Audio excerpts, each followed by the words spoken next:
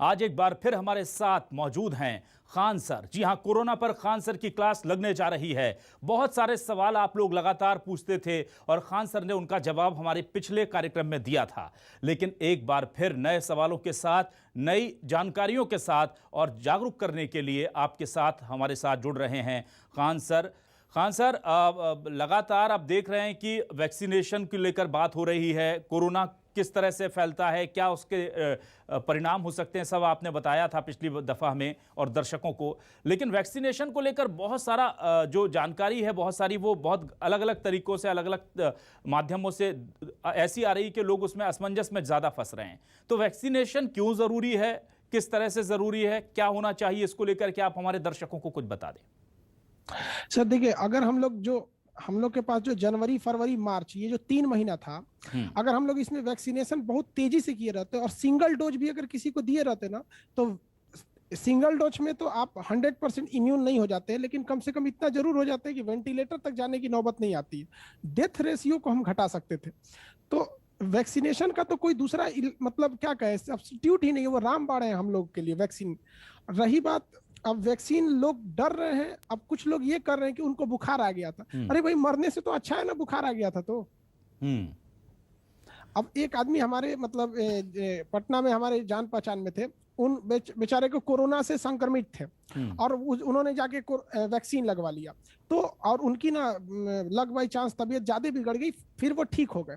तो लोगों को ऐसा लग गया ना कि उनको कोरोना वैक्सीन की वजह से हुआ। लेकिन हम जान रहे हैं कि हमने उनको उन्होंने हमको रिपोर्ट दिखाया, सर देखिए मेरा सीटी वैल्यू 26 है। हम कहे भाई आप कोरोना पॉजिटिव है, उन्होंने जाके वैक्सीन लगवा लिया। तो ऐसा नहीं कि वैक्सीन से कोई ज्यादा साइड इफेक्ट है, नॉर्मल होता है सर, हल्का सा बुखार वो भी किसी किसी में होता है। तो वैक्सीन से डरने की कोई जरूरत नहीं है। ठीक है। और वैक्सीनेशन को लेकर के बार बार खान सर ये भी कहा जा रहा है, कोई कह रहा है कि आप कोविशील्ड लगवाइए, ज़्यादा इफेक्टिव है। कोई कह रहा है कोवैक्सीन लगवा लीजिए। अब तो रूस की एक नई स्पुतनिक 5 की हमारी खेप भी पहुंच गई है इंडिया में। कौन सी वैक्सीन लगवाएं? जो अवेलेबल है वो लगवा ली जाए, या फिर उसके लिए भी ब्लैक मार्केटिंग और तमाम चीज़ें अब हमें देखने को मिलेंगी? देखिए, इसमें ना हर वैक्सीन की अलग अलग खासियत होती है। हम बात करते हैं कोविशील्ड जो सबको लगा है, और कोवैक्सीन जो इंडिया में बन रही है। कोवैक्सीन में एक अच्छाई ये है कि एक डोज से दूसरे डोज में 28 दिन का गैप है। इस 28 दिन पे अगर कर लेते हैं तो आप लगभग 80% इम्यून हो जाते हैं, 80% से ज्यादा। लेकिन कोविशील्ड में क्या है कि अगर आपको 80% इम्यूनिटी चाहिए तो आपको एक वैक्सीन से दूसरे वैक्सीन में 28 दिन का गैप ना करके बल्कि उसे 42 से 52 दिन का गैप रखना पड़ेगा। तो बस एक यही असमंजस है। अगर आप भारतीय वैक्सीन कोवैक्सीन को लगवाना चाहते हैं तो आपको जितनी क्षमता, जितनी सिक्योरिटी आपको 28 दिन में वो प्रोवाइड कर देगा, मतलब 2 डोज के बीच में 28 दिन का गैप करने पे, उतनी ही अगर इम्यूनिटी अगर आपको चाहिए कोविशील्ड से तो आपको 42 से 52 दिन का गैप करना पड़ेगा। लेकिन अगर आपने क्या किया, जैसे आपने सुना होगा कि बहुत सारे डॉक्टर्स को भी 28 दिन पर लगा दिया गया था, कुछ डॉक्टर भी मतलब संक्रमित हो गए थे जी। तो उसमें क्या है ना कि कोविशील्ड में कि अगर एक डोज से दूसरे डोज के बीच में 28 दिन का गैप रखते हैं तो वो केवल 54% कारगर होती है। लेकिन आप डरने की कोई जरूरत नहीं। मान के चलिए वैक्सीन लगाई है और आपको कोविशील्ड मिला, क्योंकि कोविशील्ड ज्यादा अवेलेबल है, तो कोई बात नहीं, आप 6 से 8 हफ्ता यानी 42 से 52 दिन के आसपास गैप कर दीजिए, दोनों इक्वल हो गया। इसमें तो कोई डरने की बात ही नहीं है। ठीक है। इसके अलावा खान सर, बार बार हम देख रहे हैं कि वैकल्पिक जो चिकित्सा पद्धति है, चाहे आयुर्वेद हो, होम्योपैथी हो, उसको लेकर के एक शगल सा चल पड़ा है। व्हाट्सएप पर बहुत सारे पर्चे, दवाइयों के प्रिस्क्रिप्शंस ये घूम रहे हैं। व्हाट्सएप पे नहीं ध्यान देना चाहिए जी। सब हाँ, स्पुतनिक के लिए हम कहेंगे कि गवर्नमेंट को ये डिसीजन थोड़ा पहले लेना चाहिए। स्पुतनिक वैक्सीन में सबसे बड़ी खासियत क्या है ना कि देखिए, कोवैक्सीन और कोविशील्ड में जो डोज आपको फर्स्ट में लेना है वही दवाई सेकंड डोज में लेना है। दवाई चेंज नहीं होती है। बट स्पुतनिक में दवाई चेंज हो जाती है। जो दवा आपको फर्स्ट डोज में दिया जाएगा वो दवा आपको जो सेकंड डोज में वैक्सीन दी जाएगी वो सेम नहीं रहेगी। जबकि हमारे पास जो कोवैक्सीन और कोविशील्ड है वो सेम है, बस उसकी मतलब थोड़ी बूस्ट करने के लिए सेकंड डोज दिया जा रहा है। ओके। तो ये एक हो गई आपकी रूस वैक्सीन में, एक ये अंतर है। दूसरी रूसी वैक्सीन में एक और अच्छाई क्या है कि इसे नॉर्मल टेम्परेचर पे भी हम लोग रख सकते हैं, अगर पाउडर फॉर्म में रखेंगे तब। हाँ, लिक्विड फॉर्म में रखेंगे तो फिर उसे माइनस में मतलब 2 से 8 पे ले जाना पड़ेगा।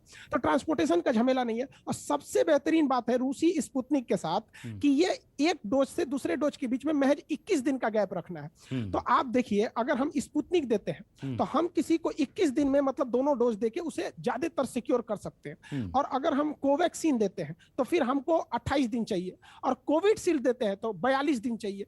बस अंतर इसी दिन का है। वैक्सीन में कोई अंतर नहीं है, सारी की सारी वैक्सीन एक साथ काम करेंगी, एक ही जैसे काम करेंगे। सारे के सारे वैक्सीन अलग अलग वेरिएंट पे कारगर है, ऐसा नहीं है कि कारगर नहीं है।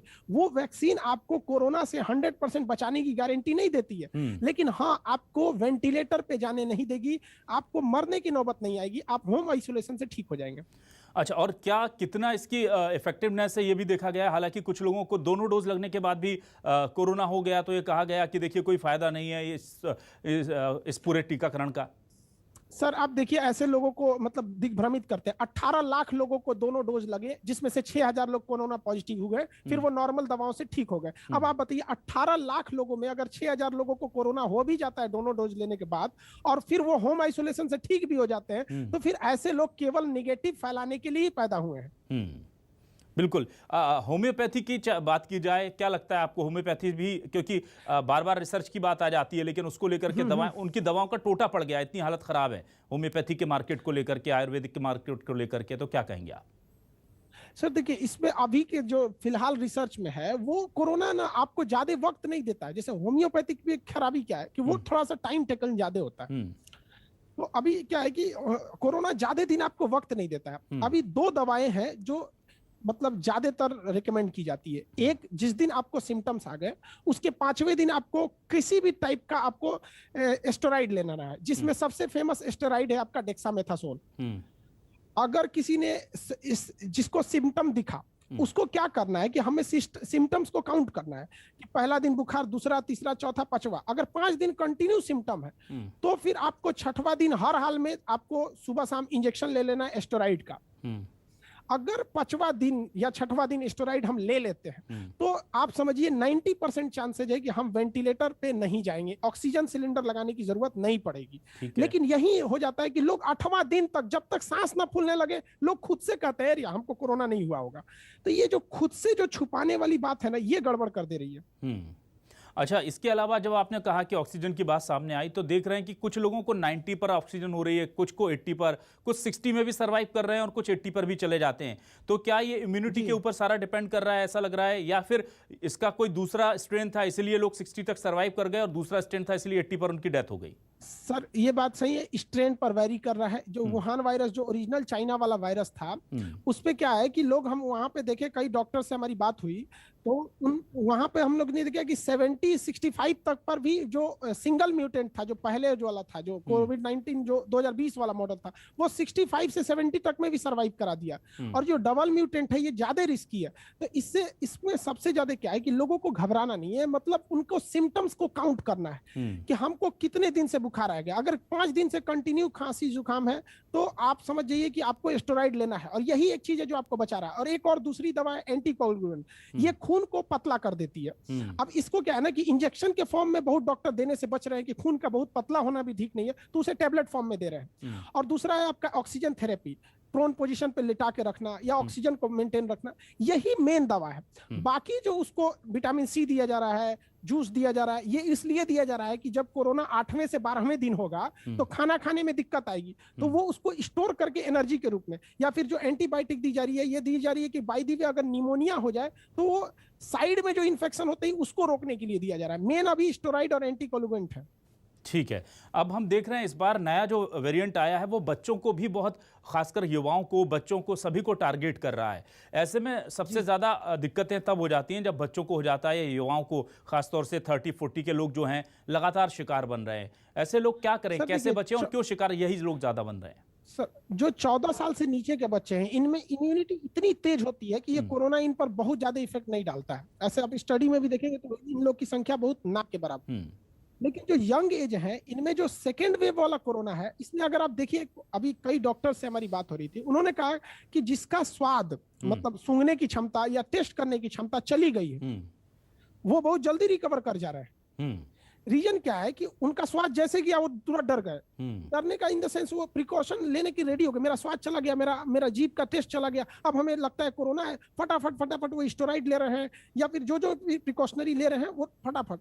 और जो लोग को मतलब स्वाद नहीं जा रहा है या सुगंध आ रहा है तो उन लोग को लगता है कि नहीं ये नॉर्मल बुखार है, तो वो थोड़ा सा लेट कर दे रहे हैं। तो इसमें सबसे बड़ा चीज है कि हमने ट्रीटमेंट जो चालू करनी है स्टेरॉइड से, वो 5वें दिन हर हाल में चालू हो जाना चाहिए।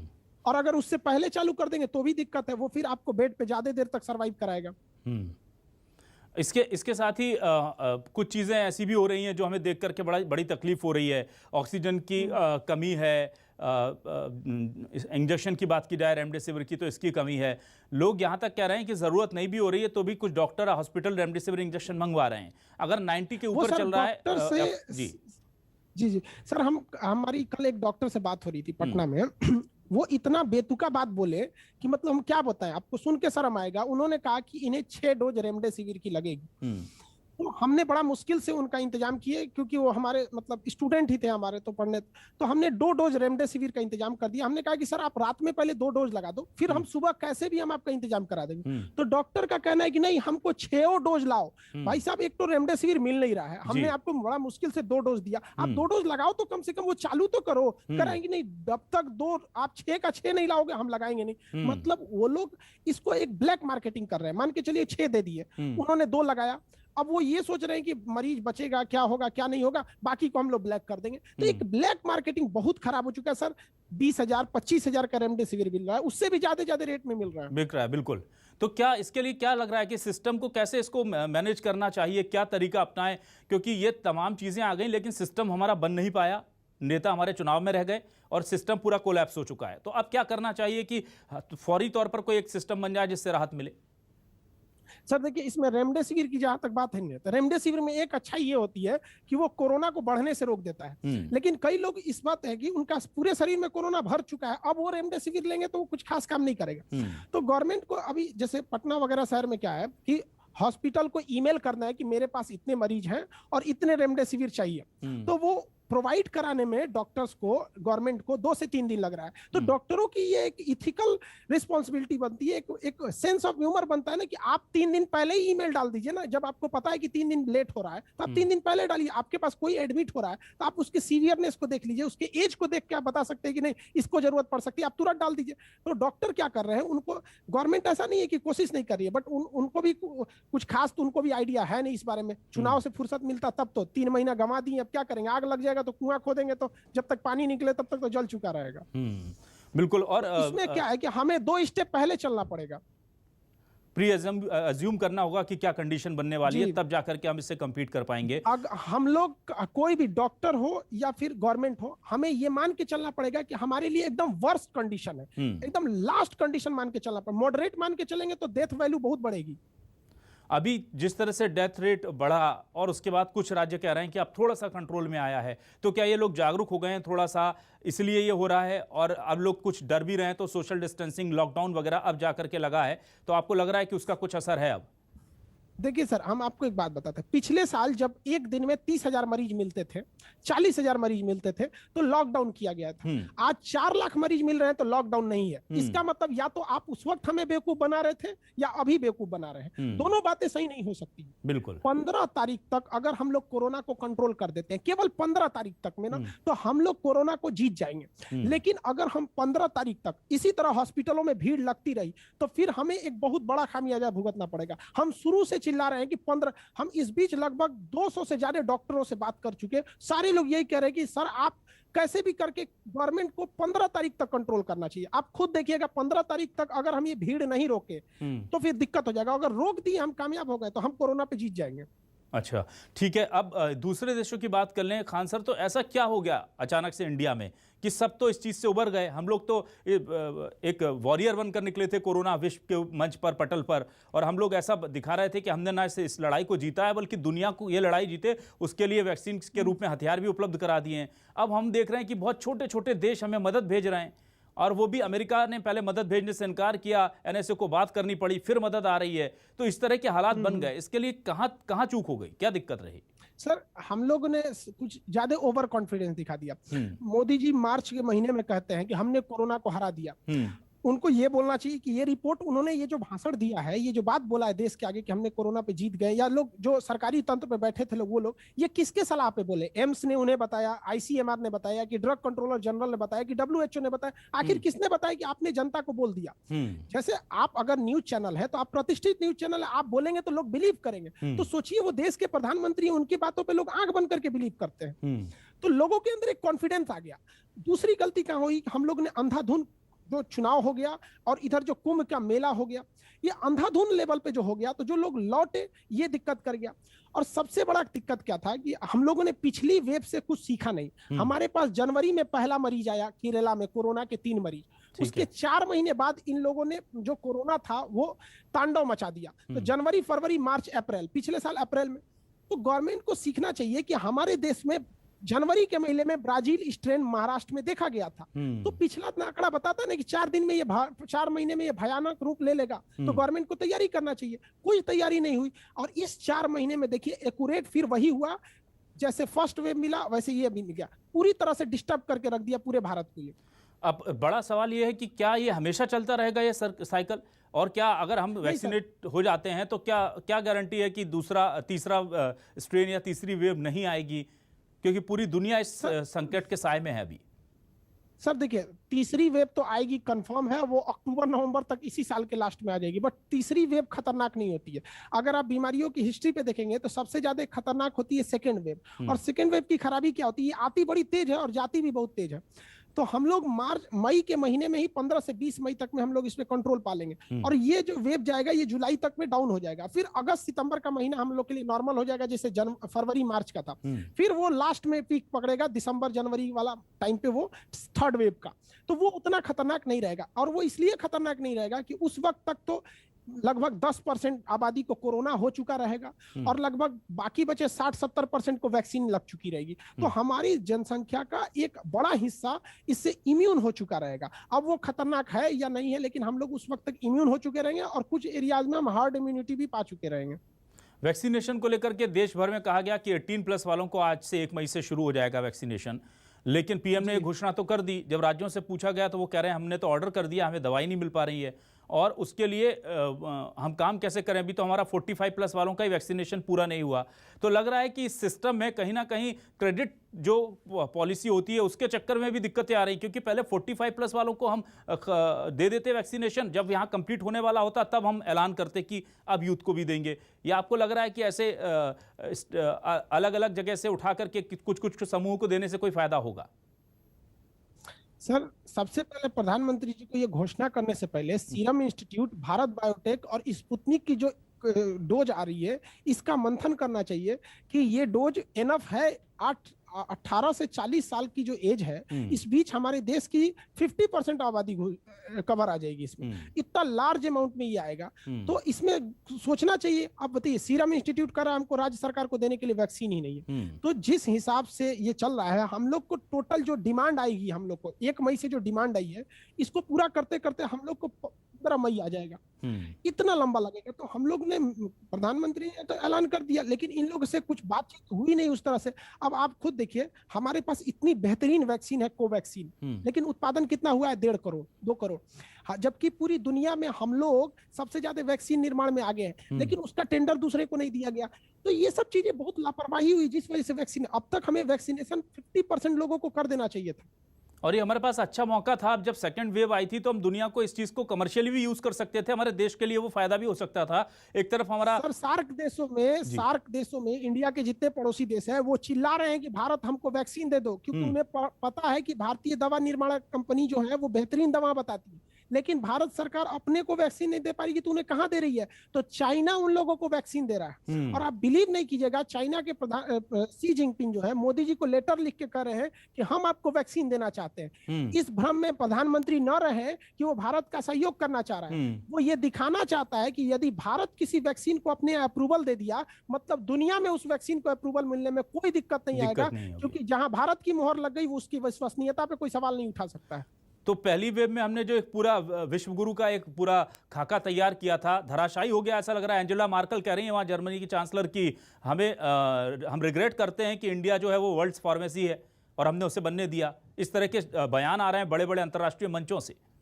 उनको हम क्या कहें, खिसियानी बिल्ली खंभा नोचे, उनके कहने से हम लोग वैक्सीन बन गए थे लोग यहाँ पर। अब अब होता है ना कि देखिए 1980 तक में जर्मनी वर्ल्ड फार्मेसी था, पूरी दुनिया में जर्मनी का दबदबा था। लेकिन जो वहां पर 1980 के बाद जो बर्लिन की दीवार गिरी, सोवियत संघ का विघटन हुआ, तो एक पॉलिटिकल वहां पर एक क्राइसिस आ गया, जिस वजह से वो वर्ल्ड फार्मेसी से डूबा। और उसी बीच यहाँ WTO 1995 में गेट से WTO बना, और उस वक्त हम लोग ने जो कॉपीराइट का था मैटर था मेडिकल सेक्टर में, तो हम लोग में कॉपीराइट को अपनाया था पूरी तरह से 2004-5 में। तो हम लोग को जो ये बीच का मौका मिला ना 1990 से 2005 तक, तो इस वक्त तक हमारे ऊपर कोई कॉपीराइट का उतना खड़ा कानून नहीं था। इसका सबसे ज्यादा फायदा उठाया तो भारत की फार्मेसी कंपनियों ने। जो विदेशी दवाएं 100 रुपया में आती थी, भारत में वो दवाएं 1 रुपया में बिकती थी, जिस वजह से भारत को वर्ल्ड फार्मेसी बनने का मौका मिला, क्योंकि हमारे देश के होनहार वैज्ञानिकों ने हर दवा का जेनरिक दवा निकाल दिया, न कि एंजेला मार्केल की वजह से हम लोग वर्ल्ड फार्मेसी बने हैं। बिल्कुल। और खान सर, अब यहाँ पर एक चीज़ और है कि डॉक्टर्स भी अलग अलग हम देख रहे हैं, बहुत सारे कोरोना वॉरियर्स हैं, चाहे डॉक्टर हैं, पुलिसकर्मी हैं, नर्सेज हैं और पत्रकार भी हैं। ये तमाम लोग, चूंकि हमारा काम है, हम ऑफिस आना पड़ता है, हमें लोगों को जागरूक करना ज़रूरी है। सिस्टम की खामियां हम नहीं दिखाएंगे तो फिर वो ठीक नहीं होंगी। रोते लोग दिखाते हैं तो हमें अच्छा नहीं लगता, लेकिन हमको दिखाना पड़ता है कि इनके पास ऑक्सीजन नहीं है, लोग पैर पकड़ रहे हैं डॉक्टरों के। तो ये चीज़ें जब दिखाने के लिए बारी आती है तो फिर वहाँ सरकार उन लोगों से भी पल्ला झाड़ ले रही है। देखिए सर, सबसे बड़ा दिक्कत क्या हुआ था कि जब तक आप अगर कहेंगे सरकार से कि हम आपके साथ हैं, तो सरकार रिलैक्स मूड में आ जाती है। लेकिन जब आप उनके आंख में आंख डाल के सवाल पूछेंगे ना, तो उनकी नींद उड़ती है, तो वो एक्शन लेते हैं। हम लोग क्या कर सकते हैं? हम लोग बहुत से बहुत सवाल उठा सकते हैं, लोगों को जागरूक कर सकते हैं। अल्टीमेट हम लोग के पास इतने संसाधन नहीं है जितना एक देश के पास होता है, एक राज्य के पास होता है। तो अभी भी हम लोग अगर गवर्नमेंट को सिंपैथी दिखाएंगे कि हम आपके साथ खड़े हैं, तो फिर हम ही लोग नहीं खड़े हो पाएंगे। हमेशा हम लोग गलवान घाटी के समय सरकार के साथ थे, पुलवामा अटैक के साथ थे, सर्जिकल स्ट्राइक के समय साथ थे, मंदी आई थी साथ में थे। इसका मतलब क्या? कुछ भी करते रहिएगा, ऑक्सीजन खत्म हो जाएगा, हम आपके साथ हैं। अजीब हाल है, आप हमारा साथ दीजिए ना, हमसे उल्टा साथ मांगते हैं आप लोग, हम लोग क्या करेंगे? और खान सर, यहाँ पर हम देख रहे हैं कुछ ऐसी तस्वीरें भी आती है जिनमें समझ नहीं आता कि क्या सही है क्या गलत है। एक छोटा सा उदाहरण मैं आपको देता हूँ। एक आदमी है भोपाल में, मध्य प्रदेश में, ऑटो चलाता है। उसने देखा कि काम धंधा बंद है और ऑक्सीजन की बहुत कमी है। बीवी के गहने, जावेद नाम का वो ऑटो चालक है, बीवी के गहने उसने गिरवी रख दिए, बेच दिए और अपने ऑटो में एक ऑक्सीजन सिलेंडर लगवा लिया और मरीजों से कहा कि मैं आपको घर से अस्पताल तक लेकर जाऊंगा। अच्छा भला उसका धंधा भी चल रहा था, लोगों की जान भी बच रही थी। पुलिस वालों ने, ट्रैफिक पुलिस वालों ने खड़े होकर के उसका चालान काट दिया और कहा कि आपको ऑक्सीजन लगाने का सिलेंडर का अधिकार किसने दे दिया। कानून की भाषा पढ़ा दी और जो मरीज उस ऑटो में बैठे हुए थे बुजुर्ग, उन्हें उतार करके कार से रवाना कर दिया गया। ऐसी दुविधाएं भी देखने को मिल रही हैं। तो ये कानून तो लोगों की मदद के लिए होते हैं ना, और कम से कम महामारियों के समय तो थोड़ी शिथिलता होनी चाहिए, आपको लगता है? सर, आपको इस देश का दुर्भाग्य क्या बताएं कि भारत में अभी आंकड़ों के हिसाब से लगभग 25 ऐसे ऑक्सीजन प्लांट हैं जिनको पर्यावरण से अभी एनओसी नहीं मिला है। मतलब उनको पर्यावरण की एनओसी ज्यादा दिख रही है, और ये जो लोग हॉस्पिटल में मर रहे हैं ये नहीं दिख रहा है। आप जानकर ताज्जुब करेंगे कि जितने इंडस्ट्रीज हैं, आप गाड़ी में, 4 व्हीलर में या बाइक में जो आप हवा भरवाते हैं, वो नाइट्रोजन गैस होती है। उस नाइट्रोजन गैस को बनाया जाता है सिंपली हवा से ऑक्सीजन लेके, एयर लेके, और उसके डस्ट पार्टिकल, कार्बन, ये जो हाइड्रोकार्बन है, अलग कर दिया जाता है। फिर लास्ट में उससे ऑक्सीजन फेंक दिया जाता है और नाइट्रोजन आपके गाड़ियों में भर दिए जाते हैं। यहां से बस एक फिल्टर चेंज कर दीजिएगा ना, तो वो ऑक्सीजन नहीं फेंक के बल्कि नाइट्रोजन फेंक देगा और आपको ऑक्सीजन दे देगा। तो अगर हम चाहें तो विद इन 24 आवर्स हम उस फिल्टर को बना सकते हैं। उसके साइज को बस छोटा कर देना है ताकि वो नाइट्रोजन को फेंक दे, ऑक्सीजन को रोक ले। और जितने भी यहाँ पे जहां जहां नाइट्रोजन भरवाते हैं आप गाड़ियों में, वहां ऑक्सीजन हो सकता है। लेकिन कौन बताएगा ये सब इनिशिएटिव लेने के लिए? अब ये पुलिस वालों को क्या कौन समझाए? उस बेचारे ने उसकी रोजी रोटी की तो बात छोड़ी, कितने लोगों की जान बचाया उसने, ये तो किसी को नहीं दिख रहा। बिल्कुल, ये सवाल हमें लग रहा था कि पुलिसकर्मी सलाम करेंगे उसकी कोशिश को, लेकिन वहां पर उसको नियम कानून का पर्चा दिखाया जाता है। दूसरा ये भी है, एक समस्या आ रही है राज्यों के साथ। अंतिम 1-2 सवाल मैं आपसे लूंगा खान सर। कह रहे हैं कि हमारे पास बजट जो है वो सरकार जीएसटी का पैसा हमें देती नहीं है। अब राज्य का अलग रेट कर दिया और केंद्र के लिए 150 में वही वैक्सीन, हमारे लिए 450 में वैक्सीन। यही वह सरकार है जो कहती है एक देश एक विधान, एक देश एक प्लान, एक देश एक रोमिंग, तमाम तरह की चीजें, एक देश एक के साथ चलने वाले। अब कहते हैं राज्य सरकार तुम अपना देखो, हमने 150 में खरीद लिया, आपको 400 से कम में नहीं मिलेगा, और वो भी कब मिलेगा? जब कंपनियां चाहेंगी। देखिए सर, हम लोग सरकार से न आंख में आंख डाल के सवाल नहीं पूछ पाते हैं। आप याद कीजिएगा, बिहार चुनाव में वादा किया गया था कि यदि हमारी सरकार बनेगी तो हम आपको फ्री में वैक्सीन देंगे। आप उनको ये बात दिखाइए, आप मीडिया में, मेन स्ट्रीम मीडिया में आप उनके आंख में आंख डाल के कहिए, कम से कम बिहार को तो दे दीजिए। आपने बोला था कि हम चुनाव देंगे, एक राज्य को मिला तो सब लोग उसी को नजीर बना के कहेंगे उन्हें दिया तो हमें क्यों नहीं दिया। तो हम सवाल नहीं पूछ पाते हैं।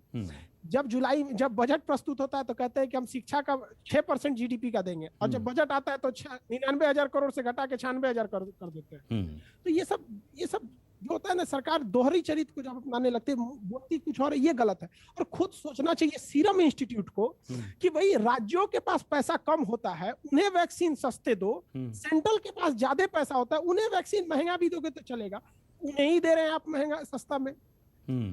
और लेकिन एक चीज हाँ इसमें जरूर कहना चाहेंगे कि इसमें प्राइवेटाइजेशन को ज्यादा करना चाहिए, क्योंकि भारत की जनसंख्या का लगभग 30% लोग ऐसे हैं जो खुद अपने पैसे से वैक्सीन लगा सकते हैं।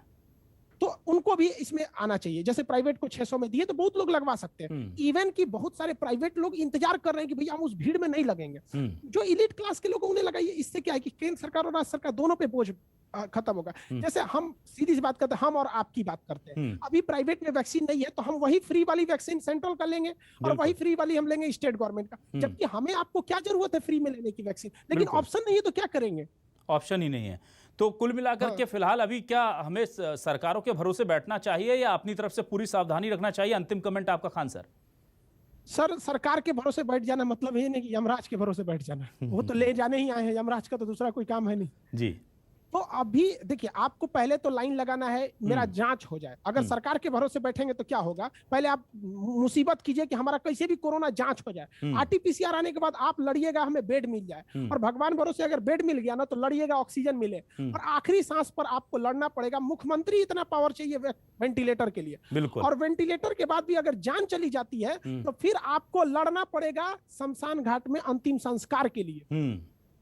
तो कौन बैठेगा भैया सरकार के भरोसे? सब लोग 15 तारीख तक बचा के रखो, क्योंकि 15 तारीख के बाद अगर आप बीमार पड़ते भी है ना तो आपके पास वेंटिलेटर, ऑक्सीजन, बेड, पीपी सब चीज अवेलेबल रहेगा। बट 15 तारीख से पहले कुछ नहीं हो सकता है, इसलिए 15 तारीख तक सबको घर में रहो जी। तो भगवान के भरोसे या सरकार के भरोसे बैठने से अच्छा है कि 15 तारीख तक घर में बैठें, अपने आप को, अपने परिवार को, देश को सुरक्षित रखें। खान सर, बहुत बहुत शुक्रिया आपका। लेकिन एक सवाल जाते जाते मुझे याद आया, जो बार बार मुझे लोगों ने कहा है कि आप अपने बारे में थोड़ा बता दें। लोग आपको खान सर के तौर पर जानते हैं लेकिन आपके बैकग्राउंड के बारे में नहीं जानते। तो हमारे उन दर्शकों के लिए, क्योंकि बहुत ज़्यादा प्रेशर है, कि आप ज़रूर पूछिएगा कि वो कहाँ से बिलोंग करते हैं, कैसे हैं, कहाँ तक पढ़ाई की है, और कुछ बातें चल रही हैं कि आपको कुछ 100 करोड़ से ज़्यादा की जॉब ऑफर हो गई है, इस तरह की चीज़ें भी चल रही हैं सोशल मीडिया में। वो तमाम चीज़ों को लेकर के भी हमारे वो दर्शक जो आपको फॉलो करते हैं उनके लिए। सर, ऑफर बहुत आया हमारे पास, इंडिया के बाहर का भी ऑफर आया कि आप यहाँ आ जाइए। बहुत सारे मतलब उन लोग तो करोड़ की बात ऐसे करते हैं जैसे लगता है उनके लिए 2-3 रुपए की बात है। लेकिन हम सबसे यही कहते हैं कि भैया हमको नहीं ले जा पाओगे, फर्स्ट ऑफ ऑल। और दूसरा, जो ये लोग कहते हैं कि हम कौन है, तो हम ये चाहते हैं कि लोग हमें ना जाने, मेरे देश को जाने। मेरे लिए यही सबसे बड़ी बात है। मेरा धर्म हिंदुस्तानी है, जाति एक शिक्षक है, इससे ज्यादा मेरा कोई परिचय नहीं। हमारा सपना यही है कि हमारा देश खुशहाल रहे। बहुत बहुत शुक्रिया खान सर। और हमने आपसे वादा लिया था, आपने वादा पूरा किया, उसके लिए भी शुक्रिया। लेकिन ज़रूरत पड़ती है तो फिर एक मुलाकात ज़रूर होगी। वो दर्शक अगर हमारे चाहेंगे कि आप खान सर को दोबारा लाइए, जैसे इस बार आपने देखा सोशल मीडिया से लेकर तमाम तरह के जो कमेंट हैं उनके, या जो आपको फॉलो कर रहे हैं, तो हमें ज़रूर आप वक्त देंगे, ऐसी हम उम्मीद करते हैं। जरूर सर, मेरी भी बहुत, किसी दिन हम आए और आपके चैनल पे ये बताएं कि आज हमारा देश कोरोना से जीत गया। आज हम सलाह दे रहे हैं, कल हम शाबाशी देने जरूर है। बिल्कुल आप आएंगे, और जरूर आपको हम चाहेंगे कि जल्द से जल्द इसी शाबाशी के साथ लेकर आएं। बहुत बहुत शुक्रिया खान सर।